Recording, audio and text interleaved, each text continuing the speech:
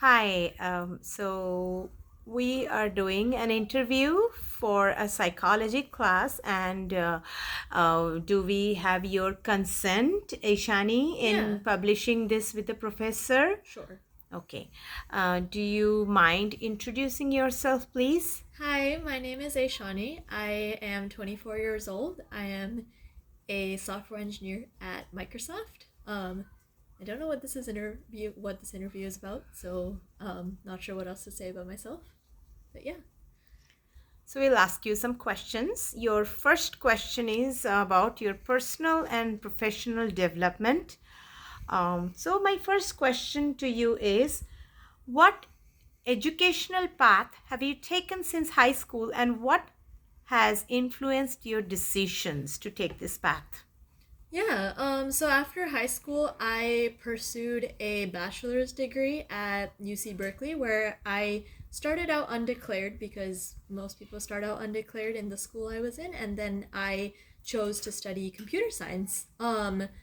I took a computer science class in high school and I was a total beginner. I didn't really have a background with computer science and I wasn't really like it's not something I grew up doing or I didn't really grow up being interested in computers that much. I was on the computer a lot, um but when I took my first computer science class, I really enjoyed the problem solving aspect of it and how it almost felt like I was learning a new language and it was like learning a language but also like mathematical in a way which I really enjoyed. So that made me decide that maybe I would want to study computer science in college, and I talked to some people who were software engineers because obviously I wanted to make sure that I would be doing a degree that would help me get a job that I wanted to do. So I talked to some family friends who were software engineers and the job appealed to me. So then that's the track I decided to pursue in college. So it sort of answers my second question. My second question was, how did you choose your current career or job, and what steps did you take to get there? Yeah, so like I said, I talked to some family friends. At some point, I wanted to go to medical school, but I watched some vlogs where I realized that there were some aspects of medical school that personally did not appeal to me, and I'm really glad I that there were people so openly sharing their experience online. I think those kinds of things are really helpful to understand, what you might or might not be looking for in a career. So, yeah, didn't go the med school route. Computer science appealed to me, software engineering appealed to me. Um, and yeah, so for the steps on what it took to get me here, I did some internships in college, which are always helpful in both helping you learn skills that prep for the industry and also building your resume so that you're a more appealing candidate when you apply for full-time roles. And for me especially, I ended up returning to the company that I did an internship with because I enjoyed my time there. So yeah. And obviously like the classes I took in college also contributed to my success as a software engineer today. Ishani, what are your career goals for the next 5 years? Oh, that's a tough question. I would love to be more independent at work. As a junior engineer, I do learn a lot from the senior people on my team, and I do find myself needing a lot of their help, which is normal at my level. And even even senior engineers need help from each other. Like it is inherently a very collaborative job.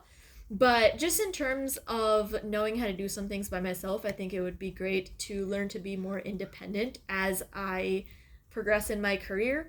Um, and promotions look different at every company, but I would like to keep getting promoted. I did get promoted recently, and that was very exciting and very rewarding for me. Congratulations. Thank you.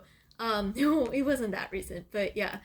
Um, so that's been exciting for me, and with every promotion comes slightly different responsibilities. So this was a pretty, like, I guess pretty easy promotion to achieve in terms of it's like the first one most people get. So I got that, and I'm looking forward to getting more and different responsibilities as I continue in my career. So, what skills would you say you have developed in the past few years that you find most valuable? Like career skills, Yeah, general skills. yeah, and also personally, like in relationships and social life. Sure. Um, ooh, these are deep questions. Let me start with career skills, I guess. I think collaboration and understanding people's perspectives is a big one. And I have noticed there is often a tie in skills that you need in your professional and personal lives because there is a stereotype of kind of just being a software engineer and like clacking away at a computer by yourself, but it's not like that. You work with people, so a lot of the skills and learnings that you develop when you're interacting with any interpersonal relationship, be a friend, a partner, a colleague, like all those skills all overlap. So to concretely ask your question, I think maybe learning how to collaborate and understand different perspectives is a big one. um how to sometimes things go wrong, like sometimes you do your best and you don't meet a deadline, or you realize things were like miscommunicated. So I think how to problem solve and root cause an issue without blaming anyone, and this kind of ties into like understanding other people's perspectives. I think that's a big one. And how do you, Listening skills yeah, is how do very you important. maintain like and build new friendships now that you're in office? Yeah, personally for me, we had a really great new grad community, which is what we call people who have just graduated college and are starting out in the career. So we have a lot of meetups where you can just meet new people, and then once you meet people, it's a matter of finding something that you all enjoy doing. That could be as simple as just, a little hangout at the park when the weather's nice, like grab some snacks and drinks and just talk. It doesn't have to be anything super complicated. What I have noticed is for making friends organically, it helps to have some kind of activity that you go to weekly. Like say you have climbing on Tuesdays and then you go to a climbing gym, you see some of the same people and then you start forming relationships with them, and slowly some of those one-on-one relationships become just more involved as you meet people that you vibe with outside of just the climbing or like whatever the activity was. But I think that consistency helps, like That see brings me people to my organically. next question. Okay. What would you, how would you say that how do you view romantic relationships at this stage in your life? Oh, okay. I have no particular opinion. It's not something that I'm prioritizing right now. But like most of my friends are single. I haven't gotten to the stage of my life yet where, I'm scrolling through my social media feed and I'm getting stressed because everyone is getting married.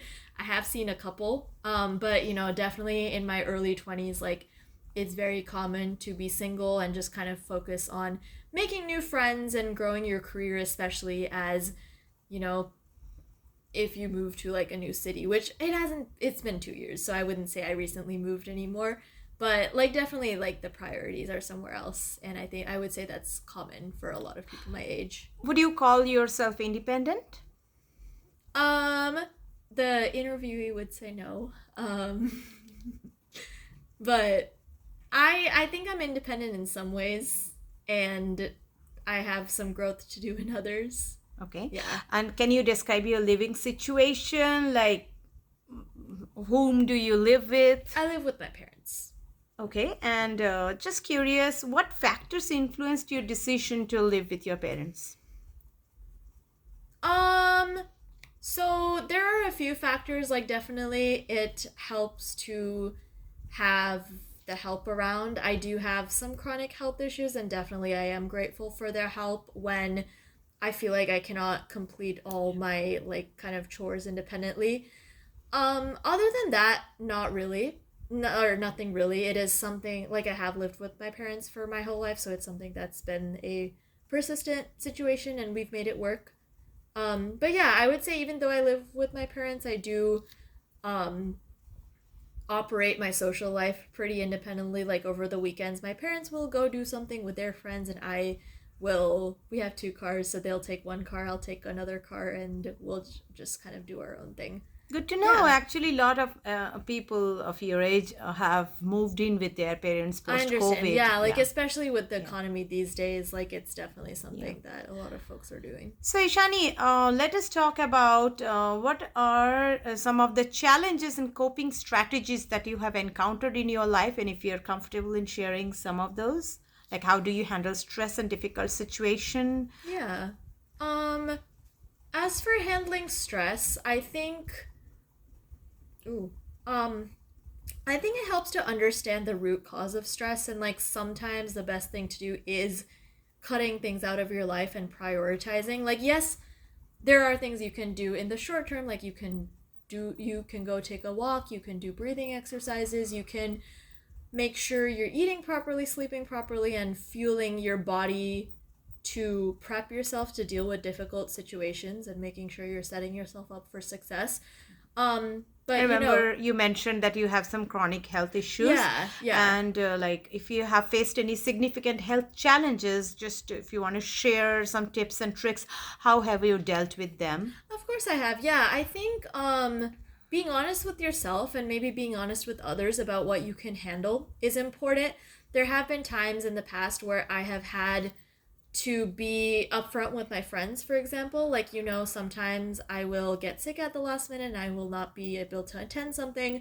That doesn't mean that I don't want to come to your thing or I don't like you anymore. It's just because of my health challenges, I do sometimes need to prioritize a rest day at home. So, managing expectations is really important, and that's with others and yourself.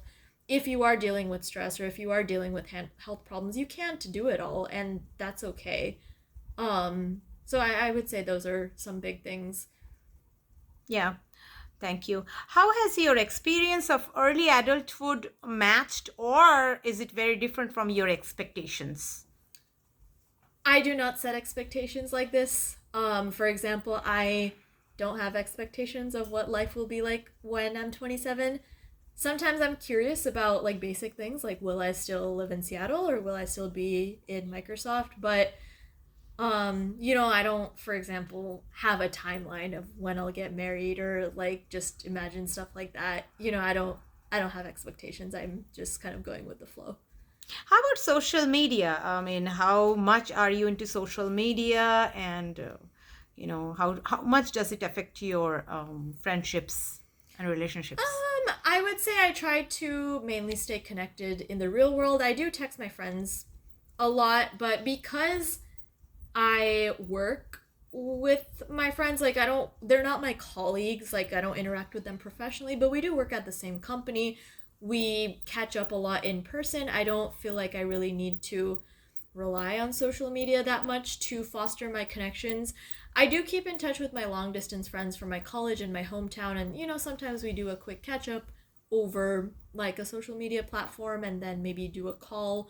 So, yeah, like I think social media is great for keeping in touch with long distance friends or keeping in casual touch. For example, I don't really use Facebook anymore, but it's like if I want to keep in touch with so and so from college, but I don't really know what to say if I reach out with them, maybe I'll drop a like or maybe I'll drop a comment on like a selfie they posted. It's a very good way of casually, quote unquote, keeping in touch with people. Fantastic. There's no alternative of talking over the phone the good old way. Yeah. That brings me to my next question. How do you feel your generation is perceived by the older generations?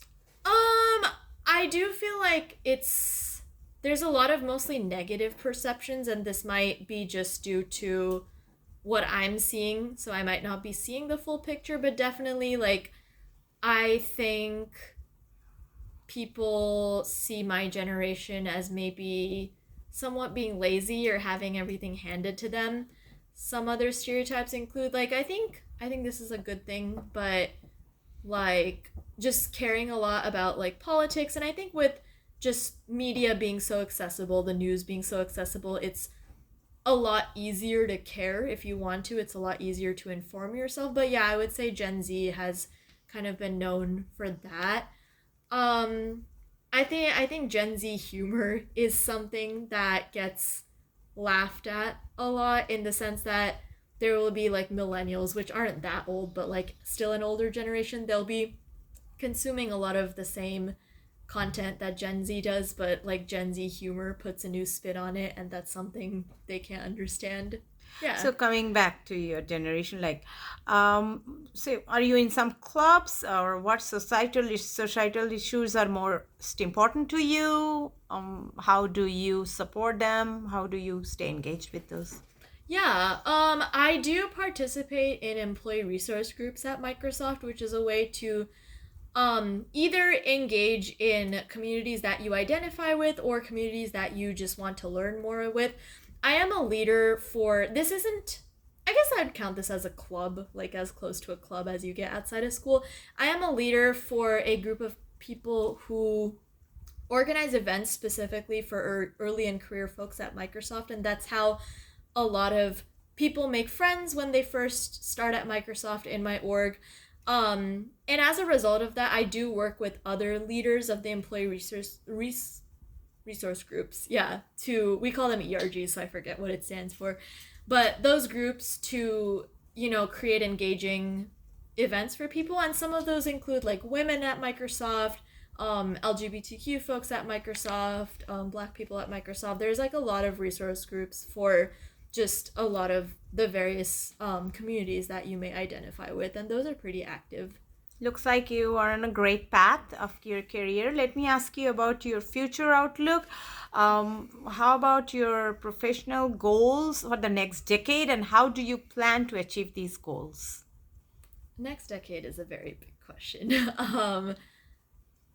I think eventually it would be nice to explore paths that are not software engineering, in the sense that I would be doing something that's maybe a little bit more design and not coding. I do really enjoy having high level design discussions, and I think doing more of that would be great. And as you grow in your career, as you start doing more senior roles, you do participate more heavily in the planning of things and not just the execution. It is a little bit easier to learn how to do the execution. So yeah, I would say that is Are you one looking thing. into higher studies or something? How would you plan to achieve these goals? Like getting new skills? Yeah, it depends on what kinds of skills I'm pursuing. Like higher studies, definitely, that would be like a master's or a PhD in theory. I think a master's would be great for if I, wanted to go into a specialized computer science field. Like, say I wanted to work in cybersecurity or machine learning, and I wanted a job that requires more niche skills. Like, a master's would definitely help me achieve that. There are some skills that I would only learn on the job, and those are also skills that I hope to continue fostering. Thank you so much for your Yeah. time. And I think people, young girls like you who are looking into going to a computer science career, will definitely find this very helpful. Thank you so much. Yeah, Bye. thank you. Have a nice day. Bye.